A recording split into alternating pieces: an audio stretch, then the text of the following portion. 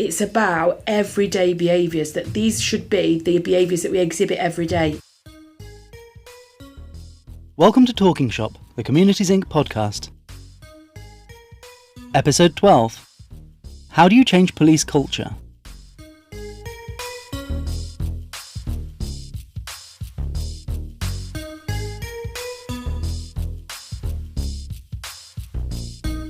Okay, hello everyone. We're here with Claire Gold from Nottinghamshire Police. Hello, Claire. Morning. So Claire, before you tell us about the work that you've been doing recently, could you just tell us about who you are and what it is that you actually do? So I'm Claire Gould, I'm a DCI at Nottinghamshire Police, and I currently work on the CID. Okay, and we've been working on a Stand By Her programme this year, but you met my colleague Michael, I think it was about 18 months ago, 2 years ago. What was it that got you interested in Stand By Me and bystander intervention training? At the time, I was in a role called VAUG, which stands for Violence Against Women and Girls, and following the tragic murder of Sarah Everard in London, which I'm sure everybody is sadly aware of, they started up a national VAUG team where every single police force would come together, and we would have to report nationally into the Home Office about what we were doing to protect women and girls in our police force and in society. So I wanted to look at internally what we were doing to protect women and girls, following on from the Baroness Casey report, which was done following the death of Sarah Everard. It was raised as an issue that sexism and misogyny in particular were still rife in some certain areas of policing.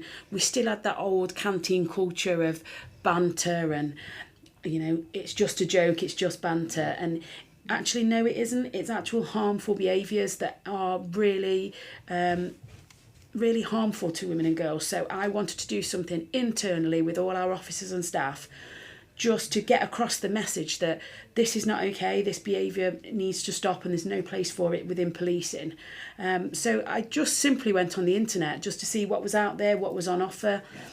And there were a number of different organisations that were offering training that looked at sexism, misogyny, and one of those was Stand By Her, and that's how I got in touch with Michael and then yourself. And what really appealed to me was just how refreshing I found the training. It was really important to me that we delivered it externally, so it wasn't just seen as an internal, telling off. But I wanted people to come in with a fresh pair of eyes, but just the way you focused on inappropriate behaviours in general, so it wasn't just sexism, misogyny, but it's actually all those areas such as discrimination and, and the harm that they can have on our colleagues. So I really, really liked some of the work that you'd done. So that's why I came to sit and chat with yourself and Michael and what you could offer.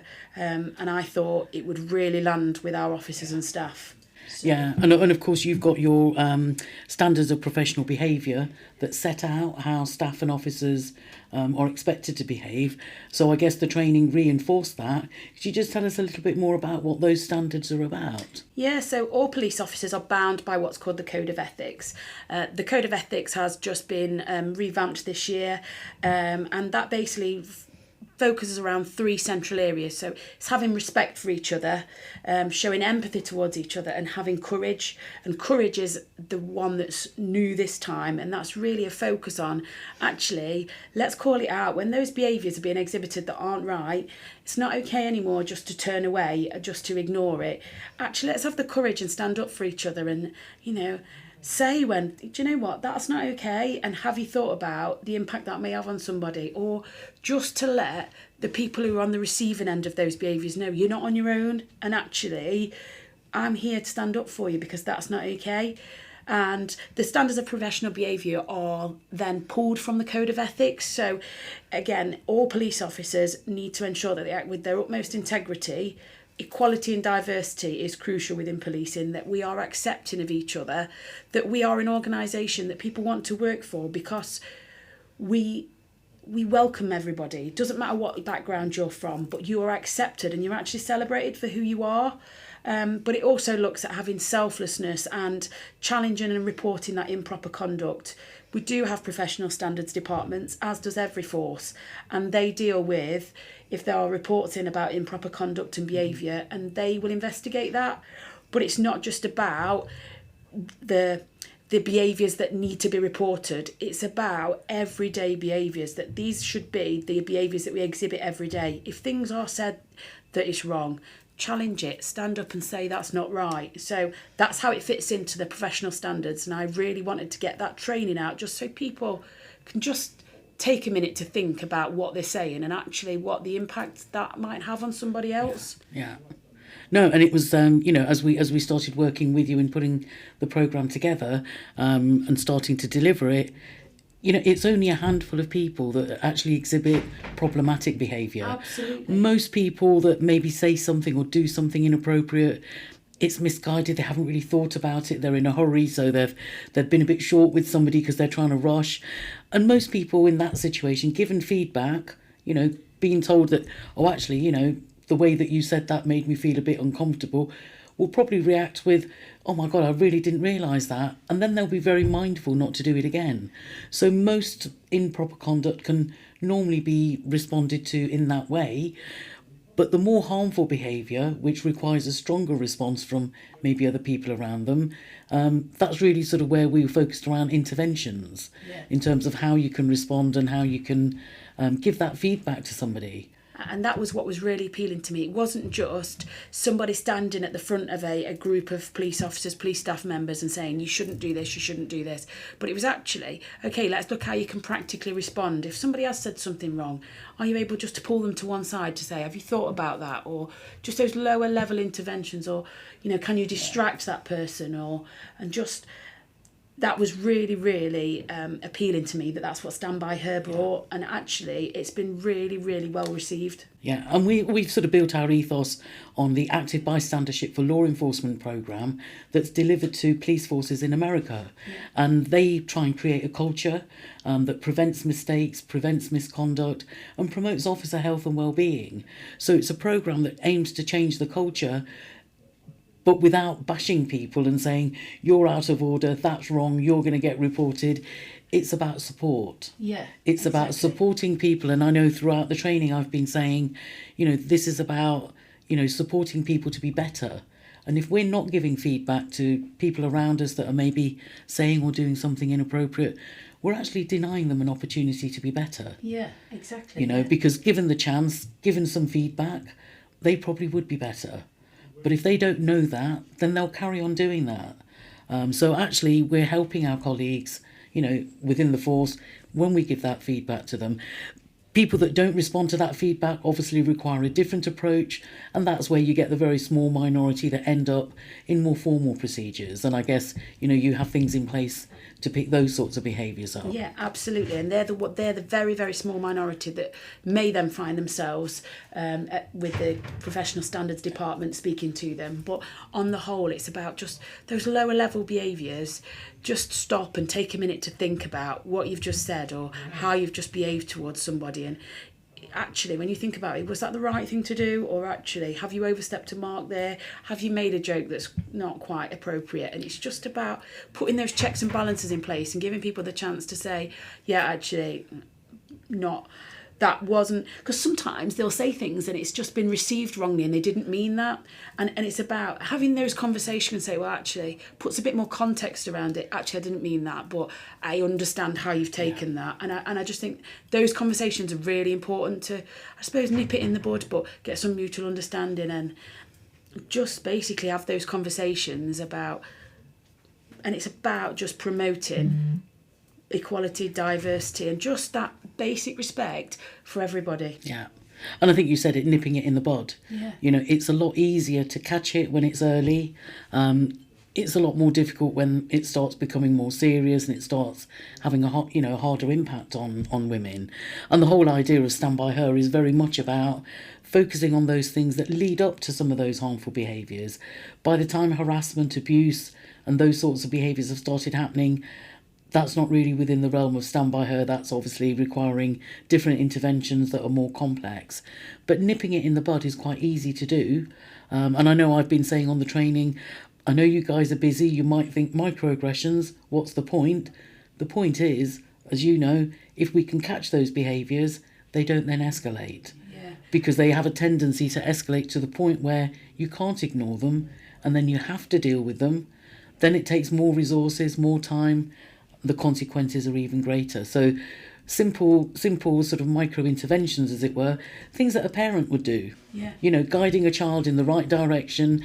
You know, we don't just leave children to run wild. We sort of say, oh, don't touch that, that's hot, or actually, you know, that wasn't a very nice thing to say to your friend. So I always see the training very much in terms of guiding people in the right direction, rather than bashing them with a stick, as it were, which I think some people expected.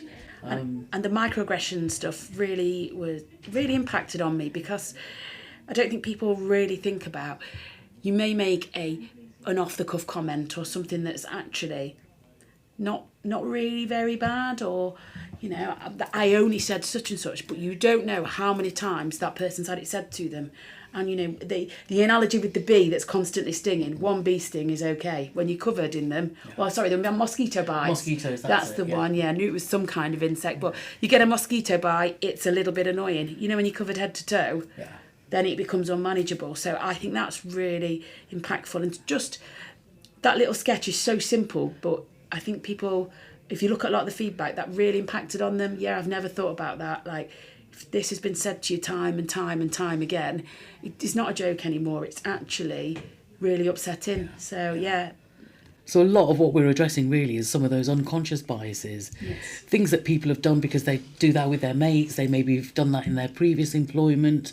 Maybe it was a different environment and it was acceptable. And so really, you know, I think one of the things I've tried to do is just to sort of make people a bit more aware of what it is that they're saying and doing, and thinking about the impact that might actually have. So we've trained quite a few people. I think it was about 1,350. Yeah, I think it is now, yeah. So you sort of mentioned the feedback. What's generally the feedback been like? Initially, I think there was some reticence to attend the training, and that was down to the fact that they just got a change of duties in their calendar, and you're going to stand by her training, and it's looking with a focus on sexism and misogyny. And I think there was a bit of the old eye rolling of, this is just going to be a 3-hour lecture where we sat there and I'm not a sexist, I'm not a misogynist, this training doesn't relate to me. However, through the communications we did with our internal comms department, we actually explained more about what Stand By Her was about, what the training was about. It was looking at overall inappropriate behaviours, and again, that guidance and that learning, and then obviously the training session started. I think we did about 50 last year. So yeah, it is about 1,350 people that we've reached so far, hopefully with the same amount this year. But the feedback has been overwhelmingly positive. You know, when people see that it's not just male bashing, it's not just lecturing, it's actually sit around, let's get together, sit in your groups and ponder this scenario, or look at the microaggressions and just the different ways that they can intervene and make a difference. And I think it has been overwhelmingly positive. We've ensured that we've got feedback from everybody who's attended. And there are a few, I won't lie, a few who said, you know, this doesn't relate to me, I'm not a sexist and a misogynist, which ironically is probably why we do need the training. But in the main, people have, you know, really seen the benefit of it and really started to think about, I'd never thought about that. I never thought about how things like that could impact on somebody, and how I can just do the simplest of things, but that could make a huge difference to, you know, one of their colleagues and their experiences within this organisation. So yeah, I'm really pleased with the feedback. So are the Chief Officer team, which hence why we've secured the funding, and thankfully we're able to have you back to roll out to another 1,300 people this year. I think it's a bit more than 1,300 this year, isn't it? It might be actually, yeah. I mean, I have to say, for myself as the trainer, it's challenged some of my biases as well. It's challenged some of my assumptions that I'd made, and in a good way, you know, and it's overwhelmingly, I think, you know, the participants have been positive, engaging in the discussions. I think I expected a bit more resistance, and I know there was a little teeny bit, I expected more. So it was good to actually have people engaging in it and actually sort of, you know, yeah, taking on some of those points. So you mentioned the senior leadership. We piloted the programme first of all with the leadership, sort of way before we actually delivered the training to the staff and the officers. What difference do you think some of that high level support made in terms of having that leadership do the programme, and obviously sort of one of the assistant chief constables has done a video introduction on the training that we play. What difference does that make? It's really invaluable. When your chief officer team get behind something, first of all, the officers and staff know this is what we're doing, and you will do this, and you know you need to do this. So it's really invaluable when you get that chief officer support. The chief constable was really clear when she joined our organisation as the chief constable. She had the Call It Out campaign, and she was clear that we will be an organisation where inappropriate behaviour is stamped out. There is no place for it in this organisation. So having that chief officer support who's saying, come on, this is the way we're going, this is the culture that we are setting for our own organisation, this is the tone, these are the expectations on yourself, and then people understand, people are clear about how they're expected to behave and the consequences of not behaving in that way. But putting that pilot session together was really important because it was able for, you know, it was aimed at all the chief officers. I think we had superintendents and above. Yeah. They all came to see what it was about, but also they were also able to give us some pointers about what they thought would land and wouldn't land. And that's when we were able to sit down together, didn't we? And we actually changed some of the slides, changed some of the inputs to direct it more to policing, I suppose, because we are a different organisation in some ways, that we are bound by the Code of Ethics, we are bound by the standards of professional behaviour, and there are consequences if the behaviour is so bad. Our assistant chief constable, who stood in front of the groups, opened the sessions every day and said, you know, this is really important, you'll learn something from it, please give it your everything, and these are the expectations of our organisation. So for him to be there and just showing his support is really invaluable.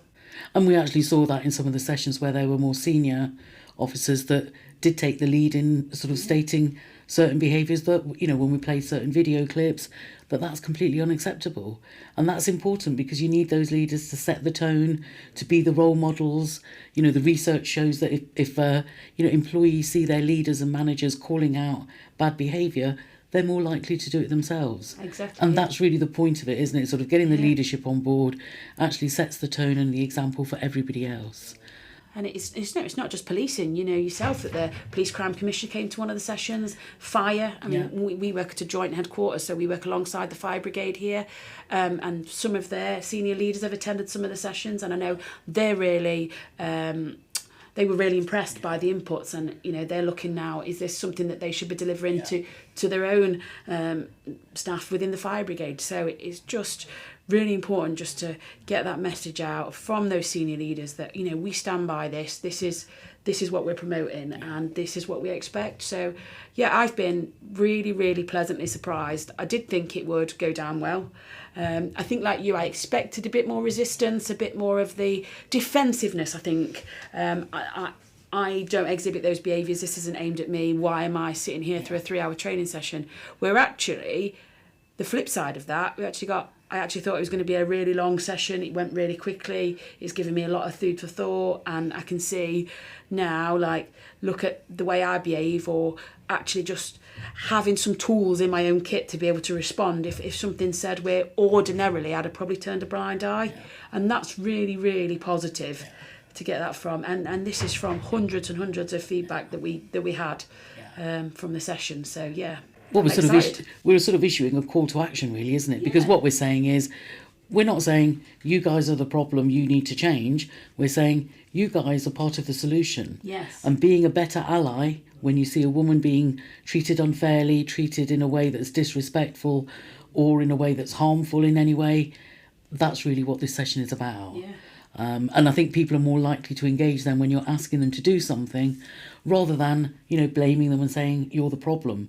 Unfortunately, most abuse and harassment towards women is conducted by men, so they are the problem, but they're also the solution as well. Yeah, absolutely. And I think, you know, these sessions have hopefully sort of demonstrated that and encouraged men and women, because they will have men in their lives that they can share that information with. Yeah, it's been really positive, and I'm looking forward to getting this year's underway. Great. And I know we're sort of revising it a little bit again based on the feedback and some events over the past year. It's like ever evolving, isn't it? You always get, that's the thing with policing, there's always something in the media or something happening, and it's just, you know, keeping it relevant, keeping it up to date, because the more relevant it is, you know, the more it just appeals to people and resonates with them. So yeah, looking forward to going through the new presentation and getting them underway in July. I believe it kicks out. No, May to July. Yes, May to July. May to July. That's what I meant. Yeah, so another 3 months worth. So. Yeah, brilliant. Well, it's been great working with you, and I continue to look forward to working with you for the rest of this year and beyond, hopefully. Thank you very much, Claire. You're welcome.